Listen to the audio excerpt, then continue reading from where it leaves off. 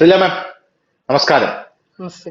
സിദ്ദിഖ് എവിടെയാണ് എന്നുള്ള ചോദ്യങ്ങളാണ് ഇപ്പോ പലയിടത്തും പല ആൾക്കാരും ചോദിച്ചുകൊണ്ടിരിക്കുന്നത്. നിർഭാഗ്യവശാൽ നമ്മുടെ കേരള പോലീസും ആ ചോദ്യമാണ് ചോദിച്ചുകൊണ്ടിരിക്കുന്നത്. സിദ്ദിഖിനെതിരെ പ്രഥമ ദൃഷ്ട്യാ തെളിവുകളുണ്ട്, സാഹചര്യ തെളിവുകളുണ്ട്. കേരള പോലീസ് ആ തെളിവുകളെല്ലാം ശേഖരിച്ചു കഴിഞ്ഞു. അത് ശേഖരിക്കാൻ ഒരു പ്രധാനപ്പെട്ട ഒരു കാര്യമുണ്ട്.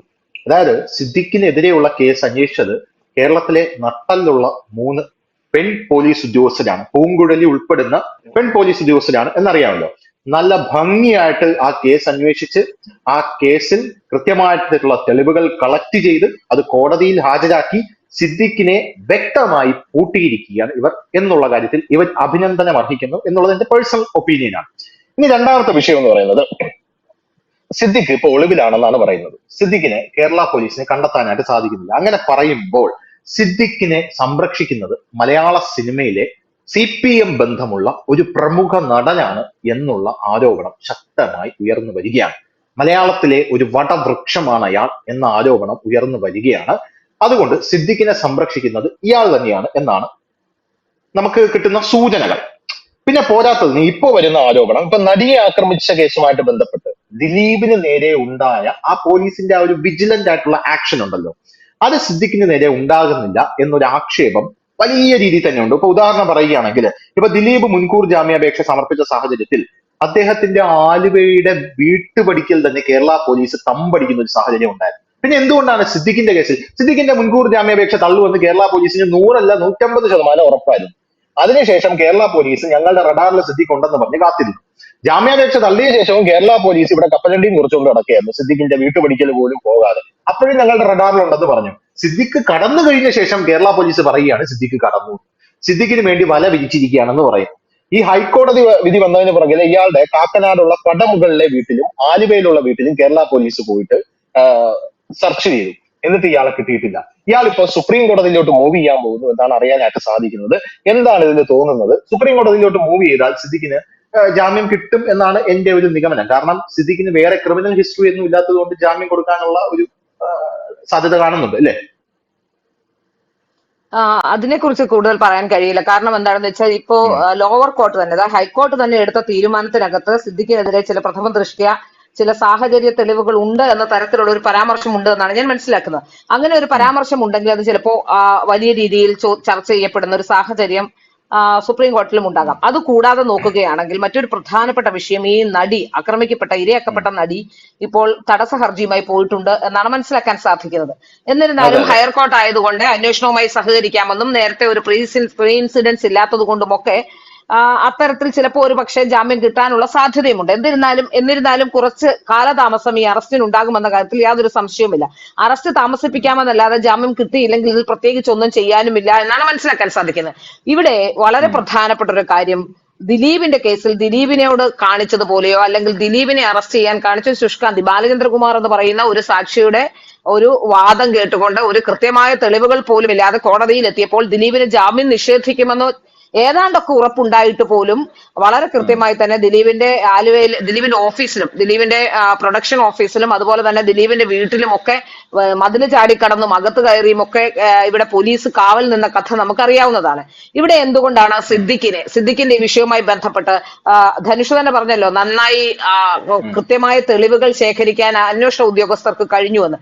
അങ്ങനെ കൃത്യമായ തെളിവുകൾ ഉണ്ട് എന്ന് അന്വേഷണ ഉദ്യോഗസ്ഥർക്ക് ബോധ്യമായെങ്കിൽ യഥാർത്ഥത്തിൽ ഈ കേസിന്റെ തുടക്കം മുതൽ തന്നെ ഒരു ബലാത്സംഗ പരാതി ജെനുവിനായി ഉയർന്നിട്ടുള്ളത് ഈ കേസിൽ മാത്രമാണ് എന്നാണ് എന്റെ ഒരു തോന്നൽ. ബാക്കി ഒരുപാട് കേസുകൾ വന്നു. പക്ഷെ രണ്ടാമത് വന്ന മുകേഷിന്റേത് അടക്കമുള്ള കേസുകളിൽ ആ പരാതിക്കാരി എന്താണ് പറഞ്ഞത്, അതുപോലെ തന്നെ ആ പരാതിക്കാരി പറഞ്ഞതും മുകേഷ് പറഞ്ഞതും സംബന്ധിച്ച് നോക്കുമ്പോൾ മുകേഷ് കോടതിയിൽ കാണിച്ച രേഖകൾ അടക്കമുള്ളവ, അതായത് ഇവർ പണം ചോദിച്ചതും അതുപോലെ തന്നെ അത്തരം ചില കാര്യങ്ങളൊക്കെ പുറത്തു വന്നിരുന്നു. അതൊക്കെ അന്വേഷിച്ച് നോക്കുമ്പോൾ അത് ശരിക്കും പറഞ്ഞാൽ അത് കൃത്യമായ കേസാണോ എന്ന സംശയം നമുക്കുണ്ടായിരുന്നു. അതുകൊണ്ട് തന്നെ അതിൽ വലിയ തരത്തിലുള്ള പ്രശ്നം ഉണ്ടാവില്ല, മുൻകൂർ ജാമ്യം കിട്ടുമെന്ന് നമുക്കറിയാം. പക്ഷേ ഈ കേസിൽ കൃത്യമായ വിവരങ്ങൾ ലഭിച്ചിരുന്നുവെങ്കിൽ എന്തുകൊണ്ടാണ് പോലീസ് ഇക്കാര്യത്തിൽ നേരത്തെ ഒരു തീരുമാനത്തിൽ എത്താതിരുന്നത്, എന്തുകൊണ്ടാണ് അറസ്റ്റ് ചെയ്യാതിരുന്നത്, എന്തുകൊണ്ടാണ് ഇതിന് ഈ ഹൈക്കോടതിയിൽ ജാമ്യത്തിന് പോലും പോകുന്നതിന് മുമ്പ് പോലും ഒരു ചോദ്യം ചെയ്യലിനോ അറസ്റ്റിലേക്കോ ഒക്കെ പോകാമായിരുന്നല്ലോ. അതൊന്നും ഉണ്ടായില്ല എന്ന് മാത്രമല്ല, ഇത്രയും സമയം കൊടുക്കുകയും ഇന്നലെയും ജാമ്യം നിഷേധിച്ച ശേഷം സിദ്ദിഖ് എങ്ങോട്ടോ പോയി എന്ന് പറയുകയും സിദ്ദിഖിന് വേണ്ടി അന്വേഷണം നടത്തുകയും ഫോൺ ഓൺ ആണ്, ഇപ്പോൾ പറയുന്ന ഫോൺ ഓൺ ആണ്, പക്ഷെ ഫോൺ ത്രൂ ഔട്ട് എൻഗേജ്ഡ് ആയതുകൊണ്ട്, ഫോൺ എവിടെ ഓൺ ആയാലും ത്രൂ ഔട്ട് എൻഗേജ്ഡ് ആയതുകൊണ്ട് പ്രശ്നമില്ല. ഫോൺ എവിടെയെങ്കിലും ഓൺ ആയിട്ടുണ്ടെങ്കിൽ അവിടെ നിന്ന് ലൊക്കേറ്റ് ചെയ്യാൻ, അത് എവിടെയാണെന്ന് ലൊക്കേറ്റ് ചെയ്യാനുള്ള സംവിധാനം സൈബർ പോലീസിനുണ്ട്. പക്ഷെ എനിക്ക് തോന്നുന്നത് ഈ ഫോൺ ചിലപ്പോൾ ഒരു പക്ഷേ സിദ്ദിഖ് ആയിരിക്കില്ല ഓണാക്കുന്നത്, ഇതൊരു തെറ്റിദ്ധരിപ്പിക്കാനുള്ള ഒരു വേലയുമാകാം. നമുക്കറിയാമല്ലോ ഈ കേസിൽ ഞാൻ മനസ്സിലാക്കുന്ന ഇന്നലെയല്ല സിദ്ദിഖ് ഈ ഇവിടം വിട്ടുപോയിട്ടുള്ളത് എന്നാണ്. ഇന്നലെ പോയി എന്ന തരത്തിലുള്ള ചില ആരോപണങ്ങൾ അല്ലെങ്കിൽ അത്തരത്തിലുള്ള ചില വാദഗതികളാണല്ലോ ഇപ്പോൾ നിൽക്കുന്നത്. ഇന്നലെയും മിനിഞ്ഞാന്ന് വായിക്കായി പോയിട്ടുണ്ടോ എന്നാണല്ലോ എയർപോർട്ടുകളിലെല്ലാം തപ്പുന്നത്. രാമൻപിള്ളയെ പോലെ ഒരു ക്രിമിനൽ അഭിഭാഷകൻ കോടതിയിൽ ഹാജരാകുമ്പോഴേ അദ്ദേഹത്തിന് അറിയാം എന്തായിരിക്കും ഇതിന്റെ വിധി എന്ന്. അതുകൊണ്ട് തന്നെ സുപ്രീം കോടതിയിലേക്ക് പോകേണ്ടി വരുമെന്നും സുപ്രീം കോടതിയിലേക്ക് പോകേണ്ടി വരുന്ന സാഹചര്യം ഉണ്ടായാലും ഇവിടെ നിന്ന് മാറി നിൽക്കണമെന്നും ഒക്കെ അറിയാവുന്ന ആളാണല്ലോ യഥാർത്ഥത്തിൽ രാമൻപിള്ള. അതുകൊണ്ട് തന്നെ എന്റെ ഒരു കാൽക്കുലേഷനിൽ ഇതിനു മുമ്പ് തന്നെ സിദ്ദിഖ് ഇവിടം വിട്ടു പോയിട്ടുണ്ട് എന്നാണ് മനസ്സിലാക്കാൻ സാധിക്കുന്നത്. ഒരു പക്ഷേ സിദ്ദിഖിന്റെ ഫോൺ ഇവിടെ ഉണ്ടാവാം. തെറ്റിദ്ധരിപ്പിക്കാനും സമയം കൂടുതൽ രക്ഷപ്പെടാനുള്ള സമയമെടുക്കാനുമുള്ള ആ ഒരു സമയമാകാം ഫോൺ ഓഫാക്കിയും ഓണാക്കിയും ഒക്കെ ഇപ്പോൾ നടത്തിക്കൊണ്ടിരിക്കുന്ന ഈ വേല എന്നാണ് മനസ്സിലാക്കാൻ സാധിക്കുന്നത്.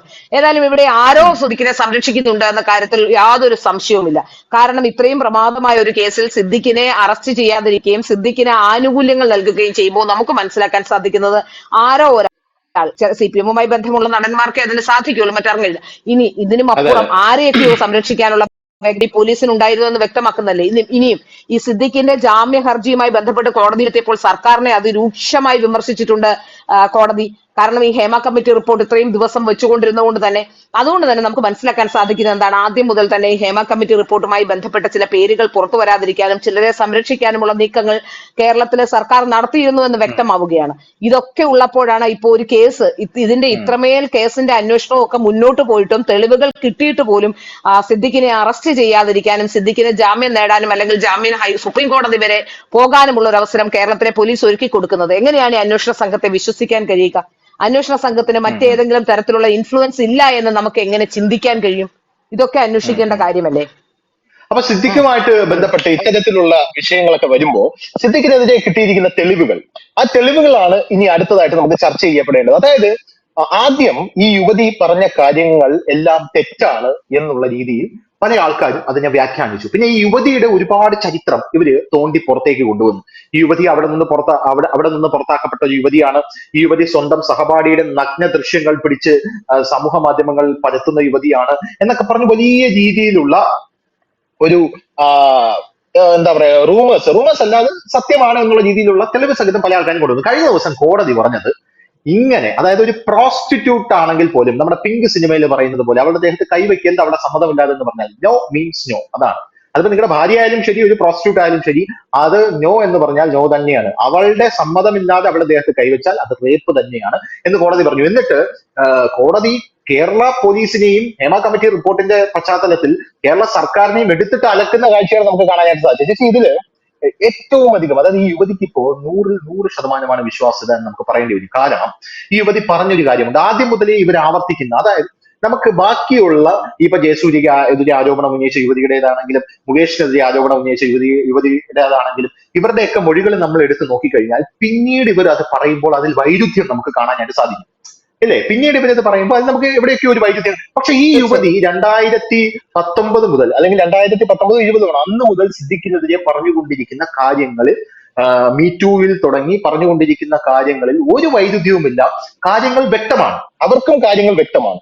ആ വ്യക്തതയിൽ നിന്ന് അവർ പറഞ്ഞ ഒരു ഡയലോഗാണ്, സിദ്ദിഖ് എന്നെ പീഡിപ്പിച്ചു കഴിഞ്ഞ ശേഷം എന്റെ മുന്നിലിരുന്ന് സിദ്ദിഖ് മാസ്റ്റുർബേഷൻ ചെയ്ത് കഴിഞ്ഞ ശേഷം അയാൾ ചോറും തൈരും മീനും കൂട്ടി കഴിച്ചു, അതിന് പോലും അയാൾ ഒരു സെക്ഷൽ ഫ്ലേവർ കലർത്തിയാണ് അയാൾ സംസാരിച്ചതെന്ന് യുവതി പറയുന്നുണ്ട്. അതിന്റെ ബില്ല് കണ്ടെടുത്തിട്ടുണ്ട്. ആ സമയത്ത് ഇത് ആരും കാര്യമായിട്ടുള്ള ഒരു ഈ ഡയലോഗിന് അല്ലെങ്കിൽ ഈ യുവതിയുടെ ഈ മൊഴിക്ക് വലിയ പ്രാധാന്യം കൊടുത്തില്ലെങ്കിലും അതിന്റെ ബില്ല് കണ്ടെടുത്തു. ആ ബില്ല് കണ്ടെടുത്തപ്പോൾ നാട്ടുകാർ മൊത്തം ചോദിക്കുന്നുണ്ട്, സിദ്ദിഖ് എന്ന് കഴിച്ച ഭക്ഷണം ഇവർക്ക് എങ്ങനെ അറിയാം? എന്നുള്ളത് ചോദിക്കുന്നുണ്ട്. പോരാത്തതിന് അവരുടെ മുറിയിൽ നിന്ന് 101D എന്ന് പറയുന്ന മുറിയിലാണ് ഇവർ താമസിച്ചത്. ആ മുറിയിൽ നിന്ന് പുറത്തേക്ക് നോക്കിക്കഴിഞ്ഞാൽ ഒരു സർട്ടൺ പോയിന്റിൽ നിന്ന് കർട്ടൺ മാറ്റി നോക്കിക്കഴിഞ്ഞാൽ അവിടെ സ്വിമ്മിംഗ് പൂൾ കാണാമെന്ന് പറയുന്നുണ്ട്. അതും ആ യുവതിയിൽ കൃത്യമായിട്ടൊരു വമ്പൻ തെളിവാണ് സിദ്ദിഖിന് എതിരെ ലഭിച്ചത്. അത് കഴിഞ്ഞിട്ട് സിദ്ദിഖിനെ കുരുക്കാൻ പോകുന്ന ഏറ്റവും വലിയ തെളിവ് ഈ യുവതി ഈ ഇൻസിഡന്റ് കഴിഞ്ഞ് ഏതാനും ദിവസങ്ങൾക്ക് ശേഷം മാനസിക നില തകരാറിലായതിനെ തുടർന്ന് അല്ലെങ്കിൽ ഇവരുടെ എന്താണ് ഒരു മെന്റൽ ട്രോമയെ തുടർന്ന് ഇവർ ട്രീറ്റ്മെന്റ് എടുത്തിട്ടുണ്ട്. ആ ട്രീറ്റ്മെന്റിന്റെ റിപ്പോർട്ടുകളും കാര്യങ്ങളും അതിൽ വ്യക്തമായിട്ട് പറയുന്നുണ്ട് യുവതിക്ക് എന്താണ് സംഭവിച്ചത്, അവർ എന്തിനാണ് ഈ ട്രീറ്റ്മെന്റ് എടുത്തിരിക്കുന്നത് എന്ന് പറയുന്നുണ്ട്. അപ്പൊ ഇതൊക്കെ സിദ്ദിഖിനെ കുരുക്കാൻ പോകുന്ന വലിയ തെളിവുകളാണ് എന്നിരിക്കെ എന്താണ് തോന്നുന്നത്? സിദ്ദിഖ് ഈ കുറ്റകൃത്യത്തിൽ ഏർപ്പെട്ടിട്ടുണ്ടായിരിക്കുമോ ഇല്ലയോ? എന്താണ് ഒരു പ്രഥമ ദൃഷ്ടിയാ ചേച്ചിക്ക് തോന്നുന്നത്? എന്താണ് യഥാർത്ഥത്തിൽ എനിക്ക് ഇത് കേൾക്കുമ്പോൾ പ്രഥമ ദൃഷ്ടിയ തോന്നുന്നു ആദ്യഘട്ടത്തിൽ ഇത് ഒരു ഫാബ്രിക്കേറ്റഡ് സ്റ്റോറിയാന്ന് നമുക്ക് തോന്നിയിരുന്നു. ഫാബ്രിക്കേറ്റഡ് സ്റ്റോറിയാന്ന് തോന്നാനുള്ള കാരണം പലപ്പോഴും ഈ സാധാരണഗതിയിൽ ഈ ബസ്സുകളിൽ പലപ്പോഴും ഇരകൾ വന്ന് പറയുന്ന പലപ്പോഴും ഏതെങ്കിലും തരത്തിലൊക്കെ പ്രശ്നങ്ങളുള്ള കഥകളൊക്കെ ആയിരിക്കും. നമുക്കറിയാം വിജയ് ബാബുവിന്റെ കേസിലാണെങ്കിലും നിവിൻ പോളിയുടെ കേസാണെങ്കിലും ഒക്കെ നമ്മൾ കണ്ടതാണ്. ഇത്തരത്തിലുള്ള നിരവധി കേസുകൾ ഇത്തരത്തിൽ വരുന്നതുകൊണ്ട് ഇപ്പോ എനിക്കറിയാവുന്ന മറ്റൊരു പ്രധാനപ്പെട്ട കേസാണ് നമ്മുടെ എൽദോസ് കുന്നപ്പള്ളിക്കെതിരെ വന്നത്. എൽദോസ് കുന്നപ്പള്ളി MLA-ക്കെതിരെ വന്ന ആ കേസ് എനിക്ക് വളരെ വ്യക്തമായിട്ട് അറിയുന്ന കേസാണ്. കാരണം ആ എൽദോസ് കുന്നപ്പള്ളിയുടെ എതിരായി വന്ന പരാതിക്കാരിക്കെതിരെ ഞാൻ തന്നെ വാർത്ത കൊടുത്താണ്. ഒരു വിവാഹ തട്ടിപ്പുകാരിയാണ്. 4 or 5 വിവാഹം കഴിച്ചിട്ടുള്ള ഒരു വിവാഹ തട്ടിപ്പുകാരിയാണ്. അത്തരത്തിൽ അതിന്റെ കൃത്യമായ വിവരങ്ങൾ എനിക്ക് അറിയാവുന്ന കൊണ്ട് തന്നെ പലപ്പോഴും അതുപോലെ തന്നെ ഈ പോലീസിനെതിരെ പീഡനം ആരോപിച്ചുകൊണ്ട് ഒരു യുവതി വന്നിരുന്നു. ഇവരുടെയൊക്കെ ഒരു നേരത്തെയുള്ള കഥകളൊക്കെ കേൾക്കുമ്പോൾ നമുക്ക് മനസ്സിലാവുന്നത് ഇത്തരത്തിലുള്ള ചില ആൾക്കാർ ഈ സമൂഹത്തിലുണ്ട് എന്നുള്ളത് കൊണ്ട്. അതുകൊണ്ടാണ് ഈ മൊഴികൾ വന്ന് കൃത്യമായി പറഞ്ഞില്ലെങ്കിൽ അല്ലെങ്കിൽ നടന്ന സംഭവം കൃത്യമായി പറയുമ്പോൾ ആദ്യം ജനങ്ങൾക്ക് സംശയം തോന്നാനുള്ള ഒരു സാഹചര്യം ഉണ്ടാകുന്നത്. ഇവിടെ ഈ ഇര വന്ന് ആദ്യം പറയുമ്പോൾ തന്നെ കുറച്ച് എവിടേക്കോ ക്ലാരിറ്റി ഉണ്ടെങ്കിലും എവിടേക്കോ സംശയം വന്നിരുന്നു. രണ്ടാമത് അവരുമായി ബന്ധപ്പെട്ട് ഉയർന്ന ചില ആരോപണങ്ങൾ, ആ ആരോപണങ്ങളൊക്കെ വന്നപ്പോൾ ചില രീതിയിൽ ചിലർക്കെങ്കിലും സംശയം തോന്നിയിരുന്നു. പക്ഷേ അത്തരത്തിലുള്ള ആരോപണങ്ങളൊക്കെ വന്നപ്പോഴും കോടതി കണ്ടെത്തിയിരിക്കുന്നത് അതൊന്നും ഒരു പ്രശ്നമല്ല. അത്തരത്തിൽ എന്തെങ്കിലും പ്രശ്നങ്ങളൊക്കെ അവർക്ക് ഉണ്ടായിരുന്നിരിക്കാം. പക്ഷെ അവരുടെ സമ്മതമില്ലാതെ അവരെ കയറി പിടിക്കുകയും പീഡിപ്പിക്കുകയും ചെയ്തു എന്നുള്ളത് വളരെ പ്രധാനപ്പെട്ട കാര്യം തന്നെയാണ്. അതിനുശേഷം ഇവിടെ ഞാൻ കാണുന്ന മറ്റൊരു പ്രധാനപ്പെട്ട കാര്യം മറ്റുള്ള ഇരകളെല്ലാം പറയുന്നത് ഇപ്പോ ജയസൂര്യയുടെ കേസിലാണെങ്കിലും അതുപോലെ തന്നെ മുകേഷിന്റെ കേസിലാണെങ്കിലും അവർക്കെല്ലാം പിന്നീട് ഈ വേട്ടക്കാരനെന്ന് ഇവർ പറയുന്ന പ്രതികളുമായി ബന്ധമുണ്ടായിരുന്നു എന്നുള്ളതാണ്. ഇവിടെ അത്തരത്തിലൊരു ബന്ധം എസ്റ്റാബ്ലിഷ് ചെയ്യാനോ അല്ലെങ്കിൽ ഈ തരത്തിൽ ഏതെങ്കിലും തരത്തിലുള്ള ഒരു ബന്ധം എസ്റ്റാബ്ലിഷ് ചെയ്യാനോ ഈ യുവതി ശ്രമിച്ചിട്ടില്ല എന്നുള്ളതാണ് അതിന്റെ ഏറ്റവും ജെനുവിനായ പോയിന്റ് ആയി ഞാൻ വരുന്നത്.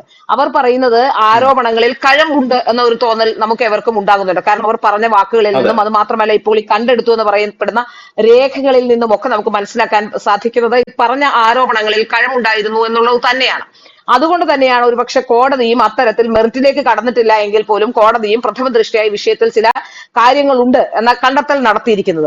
പലപ്പോഴും ഇത്തരം കേസുകളിൽ കാലതാമസം ഉണ്ടാവുകയും ഒക്കെ ചെയ്യുമ്പോൾ പലപ്പോഴും ഇത്തരത്തിലുള്ള രേഖകൾ കണ്ടെത്താനോ അല്ലെങ്കിൽ ഇപ്പോ CCTV-യോ അങ്ങനെയുള്ള കാര്യങ്ങളൊക്കെ പോലും കണ്ടെത്താനുള്ള സംവിധാനങ്ങളില്ല. ചില സ്ഥലങ്ങളിൽ CCTV 6 മാസം 1 വർഷത്തേക്കുള്ളിൽ സൂക്ഷിക്കാറില്ല. അപ്പോൾ അങ്ങനെയൊക്കെ വരുമ്പോഴാണ് പലപ്പോഴും ഈ തെളിവുകൾ ഇല്ലാതായി പോകുന്നത്. അതായത് ഈ ബലാത്സംഗം എസ്റ്റാബ്ലിഷ് ചെയ്യാനുള്ള ലിങ്കുകൾ പലതും പലപ്പോഴും നഷ്ടപ്പെട്ടു പോകുന്ന കേസുകളുമുണ്ട്. അത്തരത്തിലൊരു കേസാകാതെ ഈ കാര്യത്തിൽ അവർ പറഞ്ഞത് അവർ അനുഭവിച്ചതും ഒക്കെ കൃത്യതയുള്ളത് കൊണ്ടും ഒരുപക്ഷെ അത്തരത്തിലുള്ള ക്ലാരിറ്റി കൊണ്ടുമായിരിക്കും അവരുടെ വിഷയത്തിൽ ഇത്തരത്തിലൊരു തീരുമാനമുണ്ടായത്. ബാക്കിയുള്ള ഇപ്പോ വന്നിട്ടുള്ള കേസുകളെ സംബന്ധിച്ച് നോക്കുകയാണെങ്കിൽ എനിക്ക് ആ കേസുകൾ ഒന്നും തന്നെ ജെനുവിൻ ആണ് എന്ന് തോന്നുന്നില്ല. അതിനിടയിൽ ജയസൂര്യക്കെതിരെ വന്ന ഒരു പരാതിക്കാർ പറയുന്നത് അവർ ഒരു സമൂഹത്തിന്റെ ഒരു ഇങ്ങനൊരു സംഭവം ഉണ്ടാകുന്നുണ്ട് എന്ന് അതിനു വേണ്ടി മാത്രം പറഞ്ഞു എന്ന് മാത്രമാണ്. മാത്രമല്ല ഈ മറ്റ് കേസുകളൊക്കെ നോക്കുമ്പോൾ ഈ ബലാത്സംഗ കേസുമായി വ്യത്യാസമുണ്ട്. മറ്റേത് അവർ തന്നെ ഇരകൾ തന്നെ സമ്മതിക്കുന്നുണ്ട് ബലാത്സംഗ, അതായത് ഈ മുകേഷിനെതിരെ വന്ന ആ മുകേഷിനെതിരെ വന്ന സ്ത്രീക്കെതിരെ ഇപ്പോൾ അവർ മുൻകൂർ ജാമ്യത്തിന് കോടതിയെ സമീപിച്ചിരിക്കുകയാണ്. അവർക്കെതിരെ അവർ ഇത്തരത്തിൽ സ്ത്രീകളെ മോശമായി ചൂഷണം ചെയ്യാൻ വേണ്ടി ശ്രമം നടത്തുന്നു, അത്തരത്തിൽ ചില ശ്രമങ്ങൾ നടത്തിയിട്ടുണ്ട്. അത് അത്തരത്തിലുള്ള ചില കാര്യങ്ങൾ കൂടുന്നുണ്ട്. ഇനി അതിനും അപ്പുറം ആ സ്ത്രീയുടെ വാചകത്തിൽ നിന്ന് തന്നെ നമുക്കെല്ലാം വായിച്ചെടുക്കാൻ കഴിയുന്നുണ്ട്. അതാണ് പറഞ്ഞത്. മുകേഷ് 25,000 രൂപ പോലും അവർക്ക് ചോദിച്ചിട്ട് കൊടുത്തില്ല എന്നുള്ള രീതിയിൽ അവർ പറഞ്ഞിട്ടുണ്ട്. അവരുടെ ആറ്റിറ്റ്യൂഡിൽ നിന്ന് നമുക്ക് വ്യക്തമാണ്. ആറ്റിറ്റ്യൂഡ് മാത്രമല്ല, അവരുടെ ആദ്യത്തെ സെന്റൻസ് എന്താണ്? അവർ പറയുന്നത് എന്താണ്? എന്നെ പ്രലോഭിപ്പിച്ച് വിളിച്ചുകൊണ്ടുപോയി. എന്തിനാണ് പ്രലോഭനത്തിൽ വീഴാൻ പോയത് എന്ന് ചോദ്യമില്ലേ? പ്രലോഭിപ്പിച്ച് വിളിച്ചുകൊണ്ട് പോകുമ്പോൾ അവർക്ക് അറിയാമായിരുന്നു അവരെ കൊണ്ടുപോകുന്നത് ശാരീരിക ബന്ധത്തിനാണ്. വെറുതെ ഒരാൾ പ്രലോഭിപ്പിച്ച് വിളിച്ചുകൊണ്ട് പോകില്ലല്ലോ. ഇങ്ങനെ ചെന്നാൽ അങ്ങനെ അപ്പൊ അതൊരു കോൺട്രാക്ട് വയലേഷൻ ആണെന്ന് പറയാൻ പറ്റും. അത് ബലാത്സംഗം എന്ന് പറയാൻ എനിക്ക് ബുദ്ധിമുട്ടുണ്ട്. കാരണം അവരെ പ്രലോഭിപ്പിച്ച് വിളിച്ചുകൊണ്ട് പോയി, അതിനുശേഷം അവരെ ബലാത്സംഗം ചെയ്തു. ബലാത്സംഗം ചെയ്ത ശേഷം അവരെ വീട്ടിൽ കൊണ്ടുവിട്ടു. എന്നെ വീട്ടിൽ കൊണ്ടുവിടാൻ പറഞ്ഞു, വീട്ടിൽ കൊണ്ടുവിട്ടു. അതിനുശേഷം പല ഘട്ടങ്ങളിലായി അവർ പണം ചോദിച്ചു. തനിക്ക് അമ്മയിൽ മെമ്പർഷിപ്പ്, അതിലിങ്ങനെ ചില കാര്യങ്ങൾ അവർ പറയുമ്പോൾ അതിൽ എത്രമാത്രം സത്യമുണ്ട്, അതിന്റെ ഒരു യാഥാർത്ഥ്യം എന്താണെന്ന് നമ്മൾ ഏവരും ചിന്തിച്ചു പോകും. അത്തരത്തിലുള്ള കാര്യങ്ങളാണ്. അതായത് ഈ മറ്റ് കേസുകളിലെ പോലെ ഒരുപക്ഷെ വിജയ് ബാബുവിന്റെ കേസും ഇതുപോലെയായിരുന്നു. സിനിമയിൽ അവസരം വാഗ്ദാനം ചെയ്തുകൊണ്ട് പീഡിപ്പിച്ചു എന്നാണ്. യഥാർത്ഥത്തിൽ സിനിമയിൽ അവസരം വാഗ്ദാനം ചെയ്തുകൊണ്ട് പീഡിപ്പിച്ചു എന്ന് പറയുമ്പോൾ അത് കോൺട്രാക്ട് വയലേഷൻ ആണെന്ന് ഞാൻ പറയും. അങ്ങനെ ഒരു അവസരം വേണ്ട എന്ന് ഒരാൾ ബലാത്സംഗം ചെയ്യുന്നതും ഒരാളെ ബലാത്സംഗം ചെയ്യുന്നതും ഇത്തരത്തിലുള്ള ചില കാര്യങ്ങൾ കൊണ്ട് അങ്ങോട്ട് പോവുകയും അവരുമായി ബാക്കുകയും ചെയ്ത ശേഷം അവർക്കെതിരെ ആരോപണം നടത്തുകയും ചെയ്യുന്നത് രണ്ടും രണ്ട് കാര്യമാണ്. അത്തരത്തിൽ തന്നെ ഈ കാര്യങ്ങളെ കാണും. സത്യത്തിൽ ഈ യഥാർത്ഥത്തിൽ ഇത്തരത്തിലുള്ള ചില ഇരകൾ വന്ന് യഥാർത്ഥത്തിലുള്ള ഇരകളുടെ വിശ്വാസ്യത നഷ്ടപ്പെടുത്തുകയും അവരെ സമൂഹത്തിൽ ഒരു ചോദ്യചിഹ്നമാക്കി മാറ്റാനും പോലുമുള്ള സംവിധാനങ്ങൾ ഉണ്ടാവുകയും ചെയ്യുന്നു എന്നാണ് എനിക്ക് കാണാൻ സാധിക്കുന്നത്.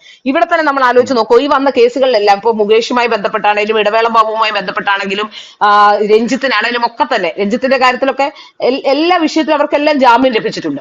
ഇവിടെ ജെനുവിനായ ഒരു പരാതി ഉണ്ടായിരുന്നത് സിദ്ദിഖിനെതിരെയാണ്. ആ പരാതിയിൽ വളരെ കൃത്യമായി തന്നെ കോടതി നിലപാടെടുക്കുകയും ചെയ്തു. ഈ കോടതി നിലപാടെടുത്തപ്പോഴും പോലീസ് ഈ സിദ്ദിഖിനെ തീർച്ചയായും രക്ഷപ്പെടാൻ സിദ്ദിഖിനെ തീർച്ചയായും ഇവിടെ നിന്ന് രക്ഷപ്പെടാൻ അനുവദിച്ചത് ഒരു വലിയ കുറ്റമായി തന്നെ കാണണം. അന്വേഷണ സംഘത്തിലുള്ള വിശ്വാസ്യത സത്യത്തിൽ നഷ്ടപ്പെടുത്തുന്ന ഒരു കാര്യം തന്നെയാണ്. കാരണം അന്വേഷണ സംഘത്തിന് സുപ്രീം കോടതിയിലേക്ക് സിദ്ദിഖ് മൂവ് ചെയ്തിരിക്കുകയാണെന്നാണ് അറിയാനായിട്ട് സാധിക്കുന്നത്. എന്റെ അവസാനത്തെ ചോദ്യം, സുപ്രീം കോടതിയിൽ എന്തായാലും സിദ്ദിഖിന് ആന്റിസിപ്പേറ്ററി ബെയിൽ കിട്ടുമോ, മുൻകൂർ ജാമ്യം കിട്ടുമോ? അവിടെ ജാമ്യം കിട്ടാനുള്ള സാധ്യതയുണ്ടോ? എന്താ തോന്നുന്നത്? തീർച്ചയായും ഒരു ക്രിമിനൽ പശ്ചാത്തലം ഇല്ലാത്തത് കൊണ്ട് കിട്ടേണ്ടതാണ്. പക്ഷെ അവിടെ എന്താണെന്ന് വെച്ചാൽ, അതായത് ഹൈക്കോടതിന്റെ വിധിയിൽ വളരെ കൃത്യമായി ഇതിലൊരു ചില കാര്യങ്ങളുണ്ട് എന്ന് പറയുന്നുണ്ട്. കസ്റ്റഡിയിൽ എടുത്ത് ചോദ്യം ചെയ്യേണ്ടതുണ്ട് എന്ന് പറയുന്നുണ്ട്. എന്നാലും അന്വേഷണവുമായി സഹകരിക്കാം, തനിക്ക് അങ്ങനെ ക്രിമിനൽ പശ്ചാത്തലമില്ല, ഏത് തരത്തിലുള്ള അന്വേഷണത്തിനും തയ്യാറാണ് എന്നൊക്കെ പറഞ്ഞാൽ ഒരു പക്ഷേ സിദ്ദിഖിന് ജാമ്യം കിട്ടാനുള്ള സാഹചര്യമുണ്ട്. ആ സാഹചര്യം ഒരുക്കുന്നതിന് വേണ്ടിയായിരിക്കും ഒരുപക്ഷെ സുപ്രീം കോടതിയിലേക്ക് പോകാനുള്ള തീരുമാനം അവർ എടുത്തത് എന്നാണ് തോന്നുന്നത്. എന്നാൽ അവിടെ തടസ്സഹർജി നിൽക്കുന്നുണ്ട് എന്ന കാര്യം കൂടി നമ്മൾ ആലോചിക്കേണ്ടതുണ്ട്. സാധാരണഗതിയിൽ ഈ ബലാത്സംഗ കേസുകളിലെ ഒരു കാലതാമസം അത് കോടതി സാധാരണഗതിയിൽ കാൽക്കുലേറ്റ് ചെയ്യുന്നതാണ്. ഈ കാലതാമസം എന്തുകൊണ്ട് ഉണ്ടായി എന്ന് കോടതിയെ ധരിപ്പിക്കാൻ ഈ പരാതിക്കാരിക്ക് കഴിയാനുള്ള സാധ്യതയുണ്ട്. കാരണം അവർ കൃത്യമായി തന്നെ ചില ട്രീറ്റ്മെന്റിനൊക്കെ വിധേയമായിട്ടുണ്ട് എന്നാണ് മനസ്സിലാക്കാൻ സാധിക്കുന്നത്. അങ്ങനെ അത് മാത്രമല്ല, സമൂഹത്തിൽ അറിയപ്പെടുന്ന ഒരാളാണ്, അമ്മയുടെ തന്നെ സിനിമാ സംഘടനയിലെ പ്രമുഖനായ ആളാണ്. അതൊക്കെ ചൂണ്ടിക്കാട്ടാൻ കഴിഞ്ഞാൽ ഒരുപക്ഷെ തിരിച്ചും ഉണ്ടാകാനുള്ള സാധ്യതകൾ ഉണ്ടാവാം.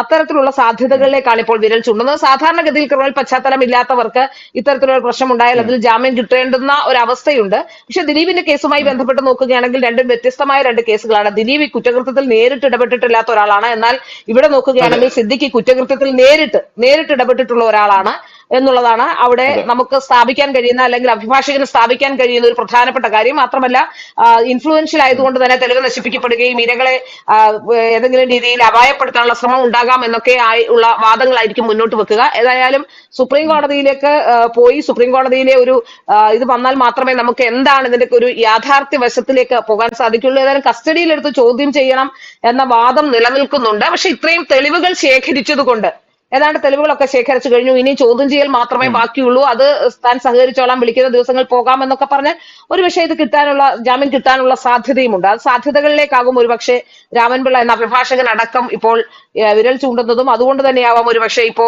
സിദ്ദിഖ് ഇവിടെ നിന്ന് മാറി നിൽക്കുന്നതും എന്നാണ് എനിക്ക് തോന്നുന്നത്. അതുകൊണ്ടാണ് സിദ്ദിഖിനെ കേരള പോലീസ് ഇവിടെ നിന്ന് മാറി നിൽക്കുന്നതല്ല, മാറ്റി നിർത്തിയിരിക്കുന്നത് എന്നാണ് എനിക്ക് തോന്നുന്നത്. കാരണം കേരള പോലീസ് ദിലീപിന്റെ കാര്യത്തിൽ എടുത്ത ഒരു ശുഷ്കാന്തിയും സിദ്ദിഖിന്റെ കാര്യത്തിൽ എടുത്തിട്ടില്ല എന്നുള്ളതാണ്. ദിലീപ് ഈ കുറ്റകൃത്യം ചെയ്തിട്ടുണ്ടോ ഇല്ലയോ എന്ന് കേരള പോലീസിന് അറിവില്ല, തെളിവുമില്ല. ആ ഒരു സാഹചര്യത്തിൽ ദിലീപിന് ഇല്ലാത്ത ഒരു പ്രിവിലേജ് അത് കേരള പോലീസ് സിദ്ദിഖിന് കൊടുത്തിരിക്കുകയാണ്. സിദ്ദിഖിന് കൊടുത്തിരിക്കുന്നത് മാത്രമല്ല, സിദ്ദിഖ് ഈ കുറ്റകൃത്യം നേരിട്ട് നടത്തിയെന്ന് പറയുന്നു. അതിനുള്ള തെളിവുകൾ, സാഹചര്യ തെളിവുകൾ ലഭിക്കുന്നു. യുവതി പറയുന്നതുമായിട്ട് ആ തെളിവുകൾ മാച്ച് ആവുന്നു.